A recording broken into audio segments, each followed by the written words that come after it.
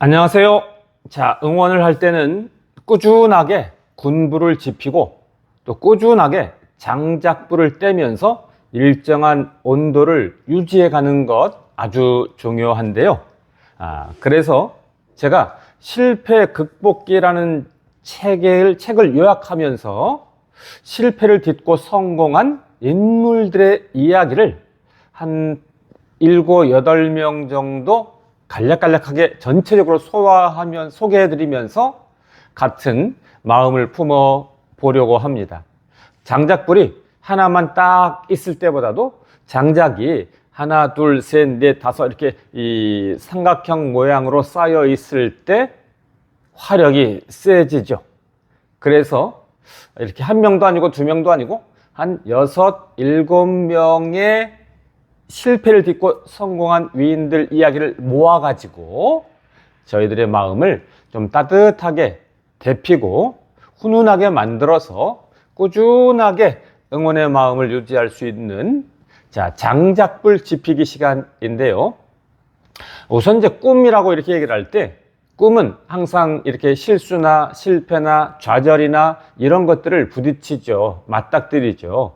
그런 것이 없으면 꿈이라고 할 수 없고 그런 것이 없으면 꿈을 이뤘다라고 할 수가 없어서 그냥 뭐 평탄하게 쭉 가서 이루어지는 이런 것들은 사실 굉장히 보기 드물다라고 할 수가 있겠죠.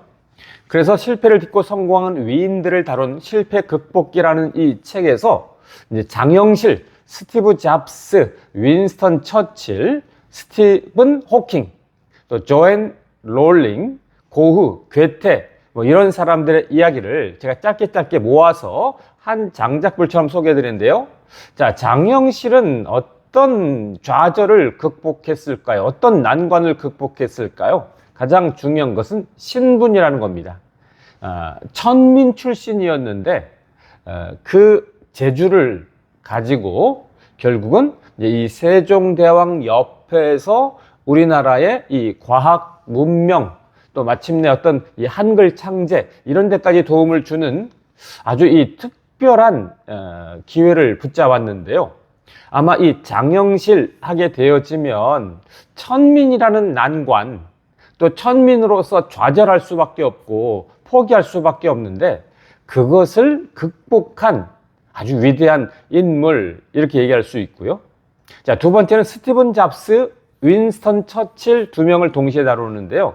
이 스티브 잡스 정말 뭐 대단하죠. 또 윈스턴 처칠 영국 정치가로서 세계사에 정말 귀감이 되는 정치인이 되고 또 존경받는 위인으로서도 사실 등극을 했는데요. 이렇게 IT 업계의 이 대명사라고 할 수 있는 스티브 잡스와 정치계의 이 윈스턴 처칠 공통점은 무엇일까요? 학교 생활에 적응하지 못했다는 겁니다.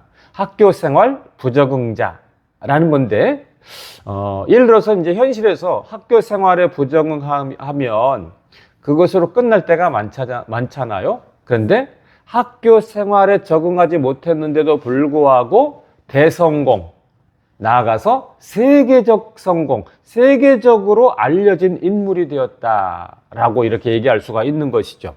그래서 학교 생활의 실수, 실패, 좌절, 이런 것들을 거기에서 끝내서 그냥 가라앉아 버리는 것이 아니라 수면 안으로 사라져 버리는 것이 아니라 세계적으로 성공했던 인물이었다라고 할 수가 있겠고요.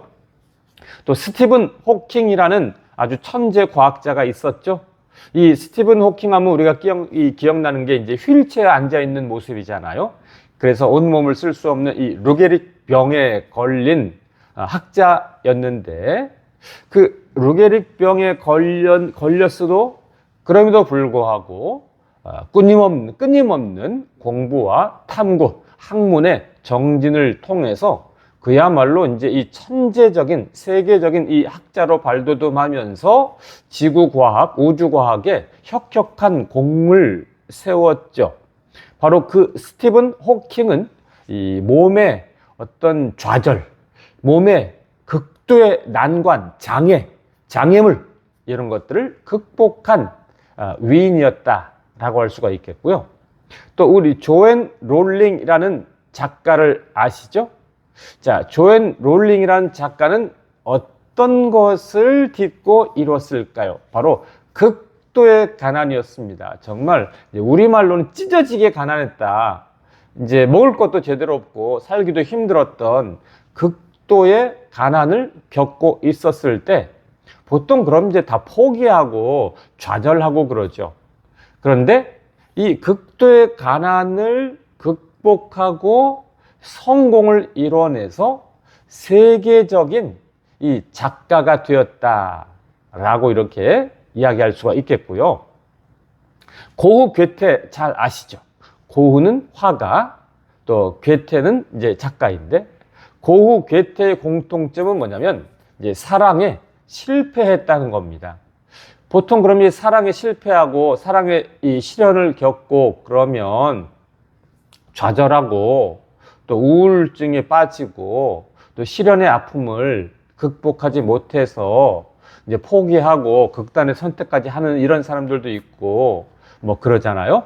그런데 고흐하고 괴테는 그 사랑의 실패를 통해서, 사랑의 좌절을 통해서 그것을 오히려 작품 속에 녹여내어서 고흐는 정말 세계적인 이 그림 작품들을 남겼고 괴테도 세계적인 소설을 이제 남겼다. 또 세계적인 작품들을 써냈다라고 할 수가 있겠죠. 이 실패 극복기라는 이 책은요, 그냥 이 초등학생들이 좀 읽을 수 있게 아주 쉽게 써놓은 책인데, 바로 그 책의 이제 전체적인 내용과 또 마무리 부분을 보면 이제 한국 상황을 살짝 또 얘기하기도 하는 것 같아요. 그래서 한국에서는 이 실패에 대해서 인정하지 않고, 실수에 대해서 인정하지 않고, 또 좌절을 인정을 하면서 극복해 나가고 성공으로 가도록 이렇게 해야 되는데, 오히려 이제 실패, 실수, 좌절 그러면 이제 비난을 많이 하고 공세, 공격 이런 것들을 많이 하는데, 이렇게 실수하고 실패하고 좌절을 하면 더 극복할 수 있도록 해 나가는 것이 필요하다. 비난 금지, 오히려 격려 이런 거죠. 자, 그러면 우리가 이제 실생활에도 우리가 필요한데요. 우리가 이제 응원하는 마음으로서 우리가 실수, 뭐 실패, 좌절, 이런 것들을 딛고 성공해라. 이런 응원을 한다면 실제로 연습을 해야 되는데요. 주변에 자기 자녀들, 손주들 또는 이제 남편이나 아내 있잖아요.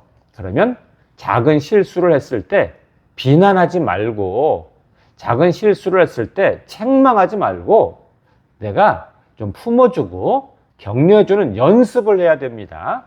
자, 그 다음에 나는 내가 관계된 사람, 내가 응원하는 사람을 이제 실수나 실패나 좌절 이런 것들을 용납하고 용서하고 품어주라 이 얘기를 하면서, 반대로 나는 주변에 있는 사소한 사람들, 소소한 이런 사람들의 실수를 그냥 비난만 하는 이런 말을 한다면 그건 이율배반적이잖아요. 내로남불이잖아요. 그래서 내가 응원하는 사람 또는 내가 주변에 있는 사람을 똑같이 내가 실수, 실패, 좌절, 포기 그런 상황에 직면했을 때 따뜻하게 품어주는 연습을 같이 해나가면 좋겠죠? 자, 실패를 딛고 성공한 인물들 이야기를 쭈루룩 살펴봤는데요. 자, 이렇게 해드린 이유는 뭐냐면, 응원하는 사람 마음속이 따뜻하고 훈훈해야 꾸준히 할 수 있고요. 또 좋은 말로 할 수 있습니다. 응원하는 사람의 마음이 바닥나면 응원이 식어지거나, 응원을 해도 안 좋은 말로, 비난의 말로 주변을 안 좋게 하면서 할 수 있습니다. 그래서 자, 이렇게 실패를 딛고 성공한 위인들 이야기로 내 마음을 훈훈하게 하면서 이런 사람들이 있다, 이런 일이 있다, 이것을 생각을 하면서 따뜻하고 훈훈하게 내 마음과 심장으로 그렇게 살아가면서 응원하면서 주변도 따뜻하고 훈훈하게 만들어 가시기를 바라는 마음으로 말씀을 드렸습니다. 감사합니다. 고맙습니다.